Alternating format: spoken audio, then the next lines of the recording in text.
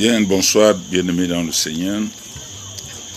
Commence une fois de plus à te connecter, à t'abonner à cette page. La délivrance, l'élévation, bref, la bénédiction d'un homme ne doit jamais éloigner un frère spirituel de son pasteur et de ses frères. Mais cela doit l'amener à resserrer, je dis bien à resserrer les relations entre eux. Mais nous constatons aujourd'hui que dans l'Église, lorsqu'un frère est béni, lorsqu'un frère est élevé, il est facile pour lui de se séparer de son pasteur, il est facile pour lui de se séparer de ses frères en Christ, qui ont même jeûné, qui ont même prié pour lui, et qui ont même fait de retraite avec lui, pour qu'il soit dans ce cadre de la bénédiction, dans ce cadre de l'élévation. Mais tant que l'élévation, je dis bien tant que l'élévation, t'amène à devenir orgueilleux, je veux dire, tant que l'élévation t'amène à te séparer de ton pasteur, tant que ton élévation t'amène à te séparer de tes frères, il y a des questions à se poser. Il y a des questions à se poser.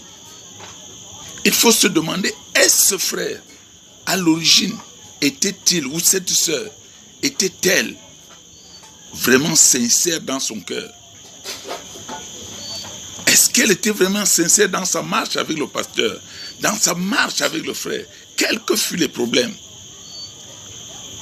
C'est des questions qu'il faut se poser. Est-ce que ce n'est pas le côté caché de l'hypocrisie de la sœur qui est en train de se faire voir, du frère qui est en train de se faire voir lorsqu'il est béni?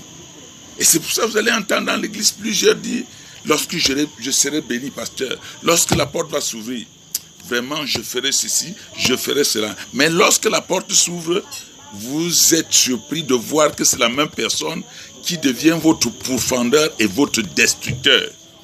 Mais il oublie une chose, que le bien que tu as fait, c'est une parure pour toi, et le mal qu'il pose est une ouverture des portes de malheur pour sa vie. Oui.